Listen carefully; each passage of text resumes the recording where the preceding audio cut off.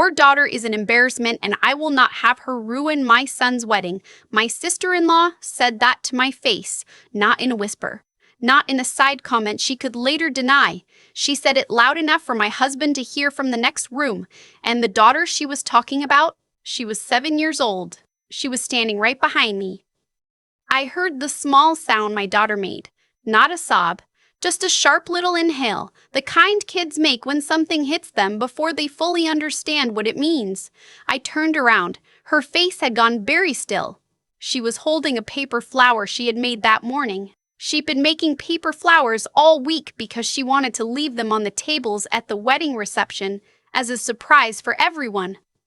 She looked down at the flower in her hands. I looked back at my sister-in-law, and I said nothing. Because in that moment, I couldn't. There was too much rising in my chest, too much that had been building for years, and I knew that if I opened my mouth, none of it would come out right. My name is Lacey. I'm 31 years old. I live in a quiet neighborhood outside Columbus, Ohio. And until about 8 months ago, I genuinely believed that if I was patient enough, kind enough, small enough, my husband's family would eventually see me the way he did. I was wrong about that, but I didn't know how wrong until the moment my daughter inhaled that little breath and looked down at her paper flower. My husband's name is Miles. We met in our late 20s, got married after 3 years of dating, and have a daughter together. Her name is Poppy. She has his laugh and my stubbornness, which is a combination that gets her into trouble in the best possible way. She is loud when she's excited, which is most of the time. She talks to strangers in grocery stores. She cries at commercials about dogs. She is, without question, the best thing I have ever done. My sister-in-law, Miles's older sister, is named Rochelle. She is 39. She has spent most of her adult life making it very clear, without ever quite saying it outright, that she does not think I am good enough for her brother. Not the right kind of woman. Not the right background. I grew up in a single-income household. My mother cleaned houses for work. I put myself through community college, then state school. I am a dental hygienist. I like my job. I am good at it. None of that has ever impressed Rochelle. Her fiancé, now her husband, is a man named Bradford. He is an attorney. He is the kind of person who corrects people's grammar at dinner parties and then laughs like it was a joke. They had been engaged for a year, and the wedding was going to be a big production. Venue in downtown Columbus, live band, 300 guests, the whole thing. Rochelle had asked me to be an usher, not a bridesmaid. I want to be clear about that. An usher. Which mostly meant I would hand out programs and direct elderly relatives to their seats. I said yes because Miles wanted me to, and because I thought it was a step in the right direction. Some kind of effort on her part. What I didn't know was that Rochelle had no intention of letting Poppy attend the ceremony. She told me this 4 days before the wedding. We were at her mother's house for a pre-wedding dinner. Miles was in the living room with his dad. Poppy was in the backyard with Bradford's nieces, running around catching fireflies in a mason jar. I was in the kitchen helping clean up, and Rochelle walked in and closed the door behind her. I nephew stood in my told me that said in my dining room, 67 years old. Okay, I said. I kept washing dishes. Poppy can't be in the ceremony. I turned off the water. What? The ceremony is adults only. She can come to the reception, fine, but I don't want her in the church. She's disruptive. I set down the dish I was holding. She's 7. She's not disruptive. She sat through 2 hours of her school spring concert last month without moving. This is different. This is my wedding. I have a vision for how it looks and how it feels. And honestly, Lacey, she paused, and this is when she said it. And this is when the door behind me opened slightly because Miles had heard voices go quiet and come to check on me. Your daughter is an embarrassment, and I will not have her ruin my son's wedding. She meant the ceremony. She meant the photographs. She meant that Poppy was too loud, too wiggly, too much. She had been building to this for 7 years, and she finally just said it. I heard the little inhale behind me.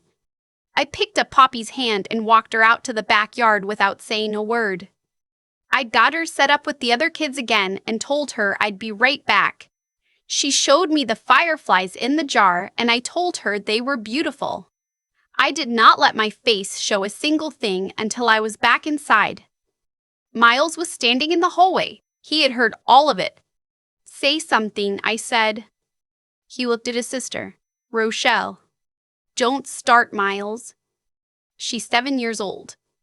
"I know how old she is. I'm asking for one day. One day where things go according to plan, where I don't have to worry about." "She's your niece," I said. My voice came out quieter than I expected. "She made paper flowers for your reception tables. She's been making them all week. She thought she was doing something nice." Rochelle didn't respond to that. She just looked at me with that expression she had, the patient, condescending one, like I was someone who didn't quite understand how the world worked. Miles's mother came in from the dining room. She looked between us and read the room immediately. "Everything okay?" "Fine," Rochelle said. Nothing was fine. We drove home mostly silent. Poppy fell asleep in the back seat. I stared out the window at the highway. Miles reached over and took my hand and I let him, but I didn't squeeze back. I was somewhere else in my head, somewhere in the kitchen at my mother-in-law's house, replaying the words, "An embarrassment. I will not have her." "She's always been this way," I said finally. "I know. And you've always let her." He didn't answer that, which was its own answer. When we got home and put Poppy to bed, I sat on the kitchen floor. Not on a chair. On the floor, with my back against the cabinet, because I needed to feel something solid. I thought about every single time I had made myself smaller around Rochelle. The Christmas, I didn't say anything when she opened our gift and said, "Oh, interesting." The Easter when she told Poppy that maybe she should try ballet instead of soccer because it would suit her body type better. She was 5. She was 5 years old and Rochelle was critiquing her body. I had let it go every single time. I had been the easy one. Miles came and sat on the floor next to me. "What are we going to do?" I asked. "What do you want to do?" "I want Poppy to know she is not an embarrassment." "She knows that." "Does she?" "Because she heard what her aunt said about her. She heard it." I pressed my palms against my eyes. "Miles, she heard it and then she looked down at those paper flowers and I don't know what she did with them when we got home. I didn't check. I should have checked." Miles was quiet for a long moment. Then he said, "I'll check." He came back 5 minutes later. He sat back down next to me. "She put them in her dresser drawer," he said, "folded up." That was the thing that broke me. Not the dresser. Not the folding.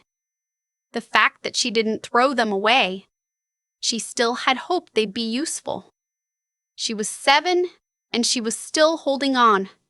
I pressed my face against Miles's shoulder and didn't say anything for a while. "There's something I need to tell you," he said. "I've been meaning to for a while. But I didn't want to make things with my family worse, and I didn't want you to feel like, I don't know, like I was holding it over them." I lifted my head. "What?" "Miles works in commercial real estate finance. He always has, since before we met. I knew he was successful. I knew we were comfortable. We owned our house. We didn't stress about bills. Poppy went to a good school. I thought we were just regular, comfortable, upper middle class, careful savers, nothing dramatic." "You know the Devereaux portfolio?" he said. My nephew stood in told me. It's a group of mixed-use developments across central Ohio, retail, residential, office space, about 15 buildings in Columbus alone, a few more in Cleveland and Dayton. I looked at him. "Okay. I've been managing the capital structure on it for 4 years, but last year, when the original primary investor pulled out, I stepped in personally. I own 42% of the portfolio now." I stared at him. "The portfolio is worth a little over $90 million, he said. "I own roughly $38 million of it." I kept staring. I don't flash it around. You know how I am. And I didn't want your family or mine to start treating you differently or treating us differently. So I kept it quiet. Miles. I know. Why are you telling me now? He was quiet for a second. Then, because Bradford's firm has been trying to get me to hire them for 18 months. They've been pitching me on legal representation for the portfolio. It's a significant contract. Bradford has mentioned it at basically every family event for the past year and a half, and I've been sitting on it because I wasn't sure about the fit. I thought about every dinner where Bradford had brought up his firm. The Thanksgiving when he'd slid his business card across the table to Miles like it was a poker chip. The 4th of July, where he'd spent 40 minutes explaining his specialty to Miles's father while glancing at Miles the whole time. He thinks he's close, I said. He thinks it's basically done. He told Rochelle last month that the contract was coming through. That's probably part of why the wedding is so. Miles paused. Expensive. I sat with that for a moment. What are you thinking? I asked. Miles looked at the wall. I'm thinking about Poppy's flowers in that drawer. He didn't say anything else that night. He didn't have to. The next 2 days were their own kind of torture. The family group text was full of wedding logistics. Rochelle sent me a separate message asking me to arrive by 9 on Saturday to help with programs. She said it like nothing had happened, like she hadn't called my daughter an embarrassment in front of her own father. I showed Miles the message. He read it and put his phone face down on the counter. Friday evening, he went into his home office and closed the door. He had his work laptop in there and his phone. He was in there for 2 hours. I sat on the couch and watched a show I didn't follow and listened to the muffled sound of him talking. When he came out, he had changed into a button-down shirt even though we were staying home. He looked like the version of himself he was at work. Not Dad Miles. Not husband Miles. The other one. Bradford's firm is not getting the contract, he said. I put the remote down. Did you just? I sent the formal notification an hour ago. I also called Bradford's managing partner directly. I told him I had concerns about the judgment and character of one of their senior associates and that I was taking my business to another firm. Miles. He asked if there was anything they could do to address the concerns. I said no.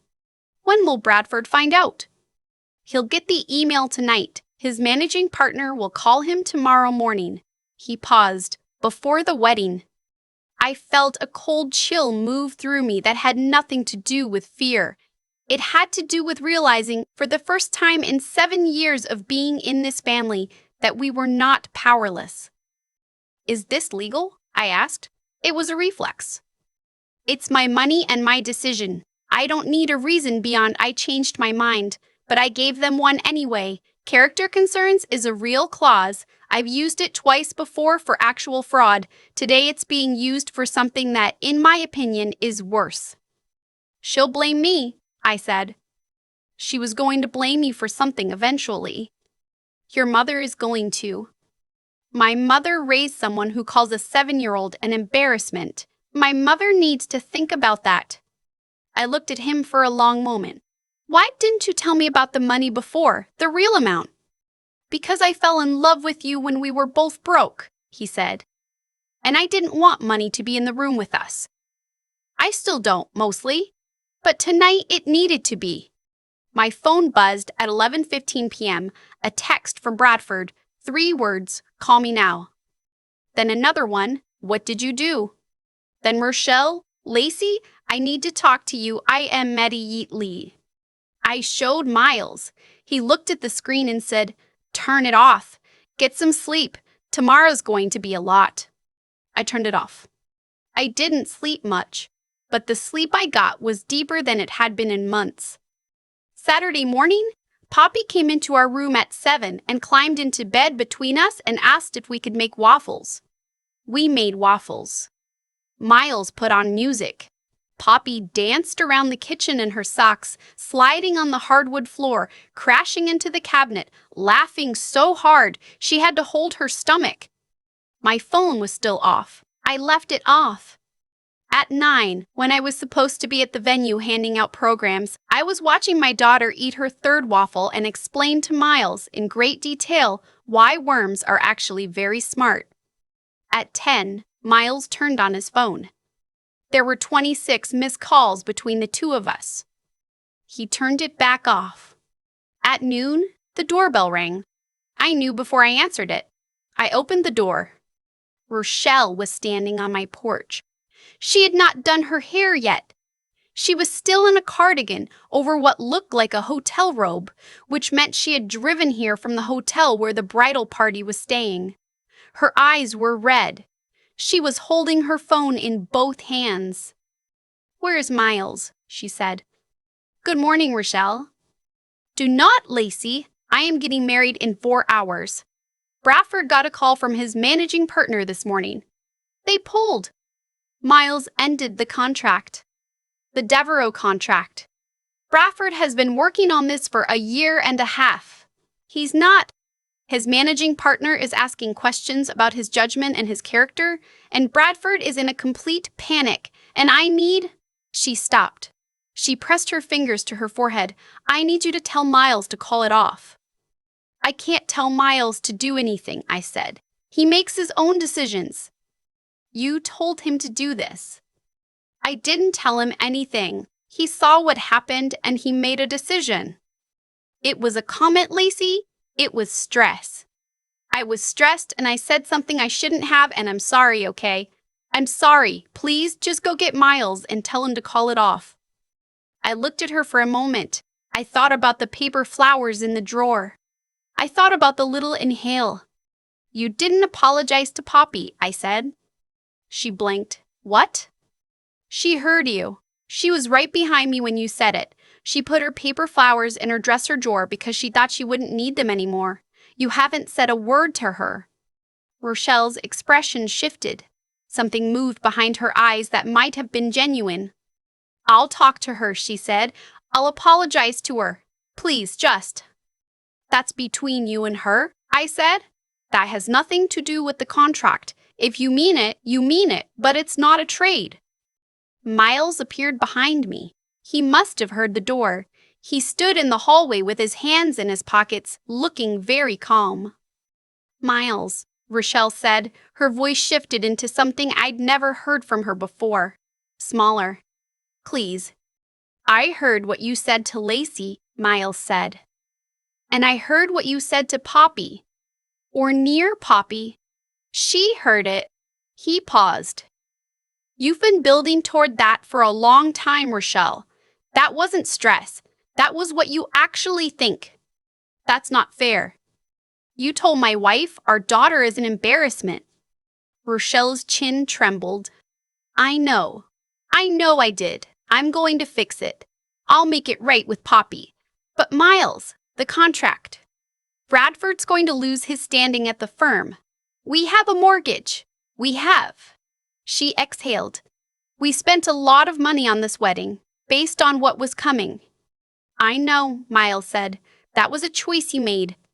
You can't just." "I can, actually." His voice wasn't cruel. "It was just final. I made a decision and I stand by it. Bradford is a good attorney. He'll find new clients. This doesn't ruin him. It sets him back. There's a difference." Rochelle stared at him. The way people stare when they realize something they thought was fixed has been moving all along. "You are always going to do this?" she whispered. "Eventually?" "No," Miles said. "I was hoping I wouldn't have to." She left. She didn't slam the door. She just walked back to her car and sat in it for a while, and then she drove away. I stood in the hallway and let out a breath so long it felt like it came from somewhere I'd been storing it for years. Poppy came downstairs holding her tablet. "Who was that?" "Aunt Rochelle," I said. "Is she okay?" I thought about how to answer that. She's going to be. "Did she come to say sorry?" I looked at my daughter, 7 years old, sharp as a tack. "She's working on it," I said. Poppy considered this with great seriousness. Then she said, "Can I have another waffle?" "You can absolutely have another waffle." The wedding happened without us. I know because Bradford's cousin posted photos on Instagram. The ceremony looked beautiful. Rochelle looked beautiful. You couldn't tell from the pictures that anything was wrong. That's the thing about a perfectly curated moment. It doesn't show you what's sitting underneath it. The days after were hard in the way I'd expected. Miles's mother called 3 times on Saturday alone. I let them go to voicemail. When I listened back, the first message was shock, the second was anger, and the third was something closer to quiet disappointment, which was the worst one. The family group text was not subtle. Miles's aunt, a woman named, she's someone Miles has always described as the one who means well but doesn't, wrote a paragraph about how family has to come before business and that what Miles did was an act of sabotage. Bradford's brother sent a separate message to Miles calling him a coward. Miles's cousin, who I have always liked, sent me a private message that just said, "I'm sorry this happened." That one I saved. On Monday, I turned my phone back on and called Miles's mother. I asked if we could meet for coffee, just the two of us. She said yes. We met at a diner near her house. She was already there when I arrived, sitting in a corner booth, turning her coffee cup in circles. She looked tired. I sat down and ordered water and didn't make small talk. Poppy heard what Rochelle said, I told her. She was standing right behind me. Miles's mother closed her eyes. She put her paper flowers in a dresser drawer, I said. She'd been making them all week to put on the reception tables. There was a long silence. I didn't know that, she said. I know. Rochelle has always been. She stopped, started again. She was never good at sharing Miles, even when they were kids. She was the older one and she felt very protective. And then when he started building his career and making money, she just... Another stop. I should have said more. Over the years, I should have said more. It was the most honest thing she had ever said to me. I'm not asking you to take sides, I told her. I'm not asking you to be against Rochelle. She's your daughter.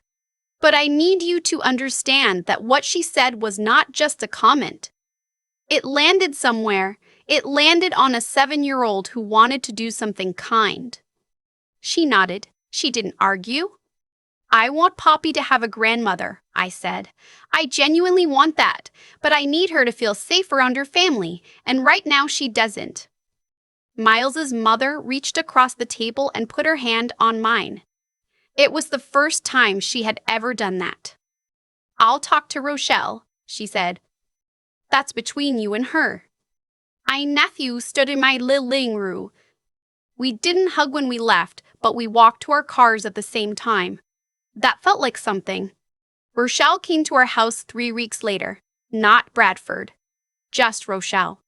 She came on a Sunday afternoon when Miles was in the yard with Poppy and I was in the kitchen. She knocked and I let her in, and she asked if she could talk to Poppy. I said I'd ask Poppy. Poppy came in from the yard with grass on her knees and listened while I explained that Aunt Rochelle wanted to talk to her. Poppy looked out the window at Rochelle standing on the porch. Then she looked at me. Does she still think I'm an embarrassment? Poppy asked. I crouched down to her level. I don't know, baby. Why don't we find out? Poppy thought about this. Then she walked to the front door and opened it herself. Hi, she said.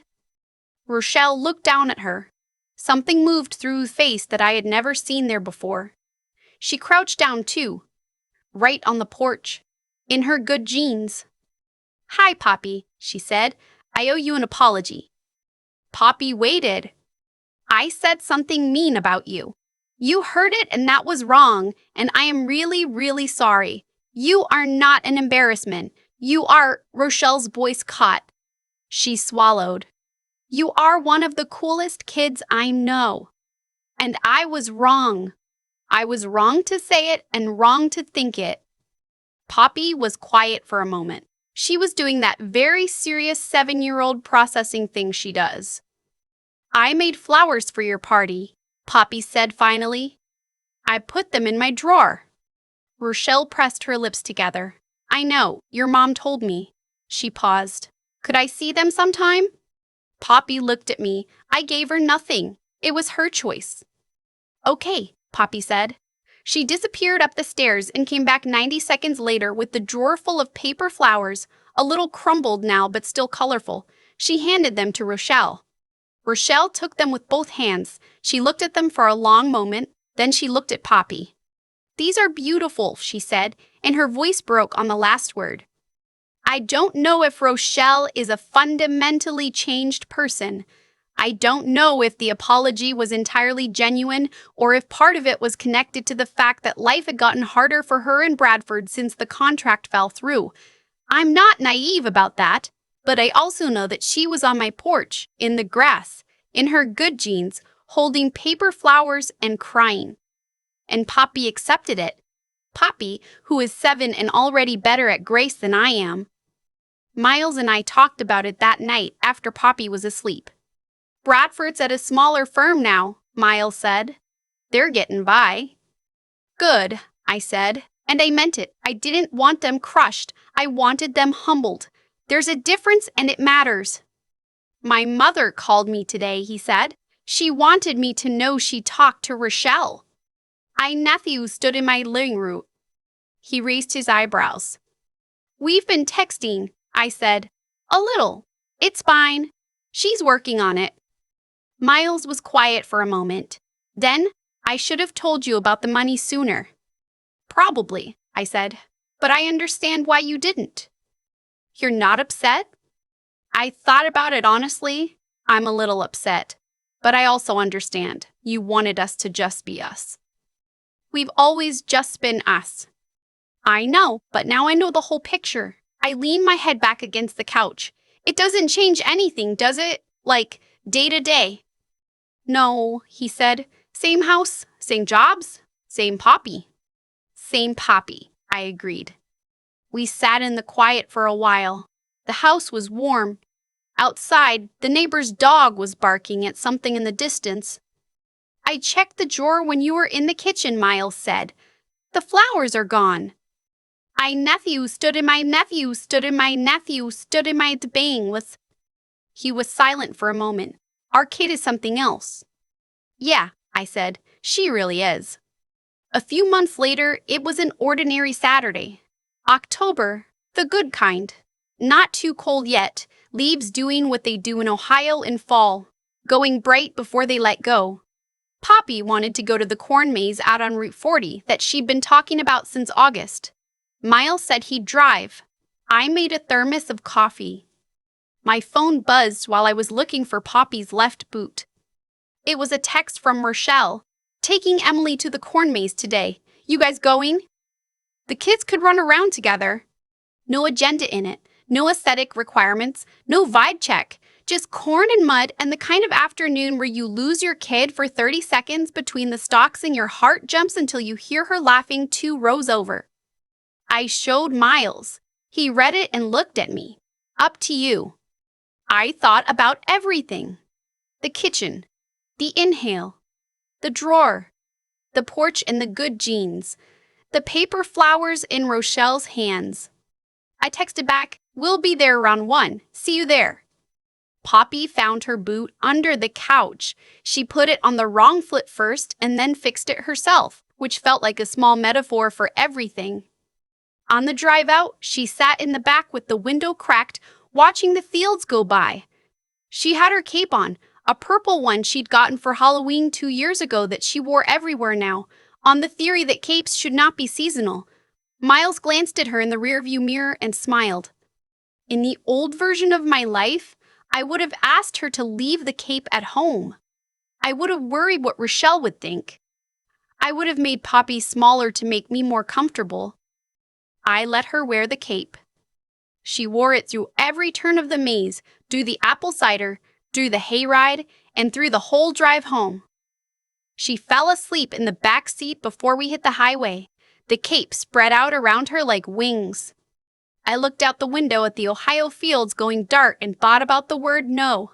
How much it costs when you don't say it. How much it gives back when you finally do.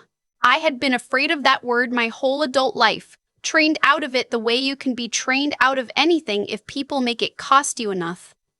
But it turns out the cost of saying no is nothing compared to the cost of never saying it. I reached back and fixed Poppy's cape where it had bunched under her shoulder. She didn't wake up. "Good day," Miles said. "Yeah," I said, "it was. I keep thinking about that paper flower Poppy put in her dresser drawer." She didn't throw it away. That's the part that stays with me. She folded it up and tucked it somewhere safe, like she was saving it for a day when someone might actually want it. 7 years old and already practicing the thing I spent 31 years doing. Holding on to something gentle in a world that kept telling her it wasn't needed. I think about cause and effect a lot now, not in a mystical way, just in the plain, practical sense that actions move through the world and eventually come back around. Rochelle called my daughter an embarrassment, and she said it like there were no consequences to that kind of cruelty. Like words aimed at a child just dissolve into the air. They don't. They land somewhere. They go into dresser drawers. They change the way a kid holds herself in a room full of people who are supposed to love her. What I didn't expect was that the consequences would move so fast, or that they would come from such a quiet place. Miles never raised his voice. He never threatened anyone. He just made a decision, the way decent people make decisions, by looking at what actually happened and choosing not to pretend it was okay. That's what I think of when I think about real integrity.